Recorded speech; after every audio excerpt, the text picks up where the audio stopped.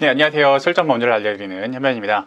네, 오늘은요, 전지적 변호사 시점인데요. 자, 힙합 래퍼 염따라는 분이 마미손이라는 정체를 알 수 없는 래퍼를 저격했다고 합니다. 그 이후로 과거 마미손의 소속사였던 어린 래퍼들과 계약을 하면서 이 소위 노예 계약을 체결했었다라고 주장을 해왔던 거죠. 이 염따라는 래퍼의 주장에 따르면 이 마미손은 노예 계약을 했고 나는 마치 그 노예 계약에서 해방시켜준 사람이다 라고 주장을 하고 있는 거죠. 그러나 최근에 이 정체를 알 수 없는 래퍼 마미손이 이에 대해서 해명하고 역저격을 하면서 오히려 염따 측에서 어린 래퍼들을 데려오기 위해서 소위 템퍼링을 한 거 아니냐라고 하는 비판을 받고 있어요. 이 템퍼링이라는 것은 어떤 스포츠나 이런 아티스트에 대해서 계약 기간이 만료되기 전, 그러니까 계약 기간 중임에도 사전에 좀 물밑 작업을 해서 아티스트나 스포츠 스타를 빼오는 것을 말합니다. 이것은 스포츠나 아티스트 업계에서는 불문율일 정도로 비난받을 만한 행위라고 합니다. 바로 이런 행위를 이 염따라는 래퍼가 해서 아티스트들을 빼온 것이 아니냐라는 비판을 받고 있는 거죠. 저는 오늘 이 마미손 회사와 이 어린 아티스트들의 계약이 과연 불공정한 것이었는지 관전 포인트가 될 만한 세 가지 기준을 이 공정거래위원회 표준계약서와 비교하면서 설명드리도록 하겠습니다. 먼저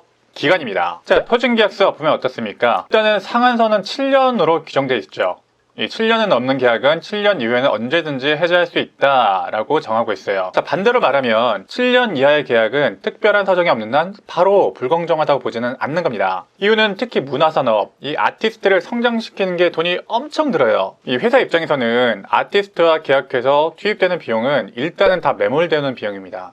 만약에 아티스트가 성장해지고 유명해지고 매출을 발생시키지 못하면 이 비용은 전부 손실이죠. 그렇게 투자까지 해서 이제 유명세를 타고 매출이 막 발생하려고 하는 그런 시점에서 계약 기간이 끝나버렸어. 자, 그러면 회사는 헛돈, 시간, 노력 이런 거 다 투입하고 정작 이익은 못 본 채 손해만 보게 되는 거예요. 그 무명 기간이 3년, 4년일지 모르지만 그 유명해진 후 남은 잔여 기간 동안 1년일지 2년일지 그 남은 기간 동안 어떻게든 손익분기점을 넘어서 수익을 발생시켜야 회사가 돌아가는 겁니다. 그러니까 회사가 어떤 아티스트와 장기간의 계약을 하려고 하는 것은 자연스러운 거겠죠. 당연한 겁니다. 지금 문제되고 있는 계약의 기간은 5년이에요. 5년. 어떻게 보면 길다고 볼 수도 있지만 일단 표준계약서상의 7년보다는 짧고요. 자, 다음 두 번째 키워드는요, 배분율, 수익의 배분 비율입니다. 자, 아티스트가 유명하고 매출이 이미 발생하고 있는 상황이라면 당연히 회사가 투입해야 될 비용과 노력이 적겠죠. 수익도 이미 어느 정도 발생하고 기대할 수 있기 때문에 아티스트의 배분 비율이 높아질 수밖에 없습니다. 그런데 아티스트가 무명이고 매출이 막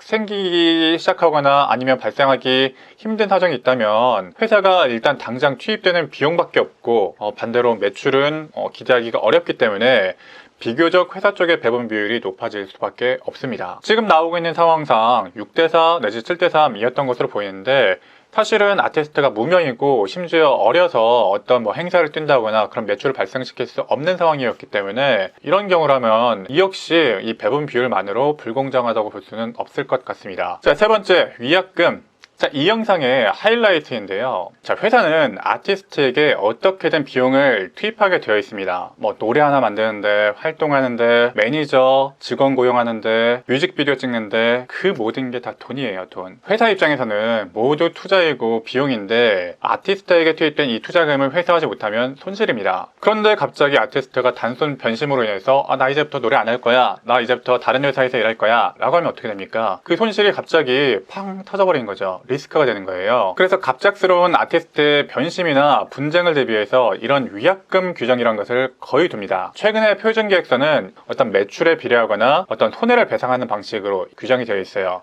자, 매출 대비 위약금 플러스 손해배상을 청구하는 방식이 이게 표준입니다. 표준. 이렇게 규정되어 있다면 불공정한 것은 아니라는 거예요. 이 부분이 굉장히 좀 중요한데 래퍼 염따 측에 템퍼링 의혹이 있고 아티스트의 단순 변심 내지 어떤 합의 해제 요구로 인해서 마미손 측에서는 합의 해제를 해주었다라는 정황이 있어요. 첫 번째로 마미손 측에서는 아무런 조건 없이 이 아티스트들에게 들어간 비용이 손실이 되는 것을 감수하면서도 해제를 해주었다는 것이고요. 두 번째로 이 계약서상의 위약금 조항이 표준계약서에 가까운 정상적인 조항이었음을 유추할 수 있게 합니다. 자, 사실 이 반대 케이스, 설령 받아낼 위약금이나 손해배상액이 없을 것 같으나 보이는 그런 상황에서도 계약 기간 동안은 아티스트를 묶어놓는 회사가 굉장히 많아요. 또 아티스트가 이런 해제를 요구할 때 소송이나 상사 중재원 분쟁을 거치면서 좀 어렵게 가는 경우도 굉장히 많습니다.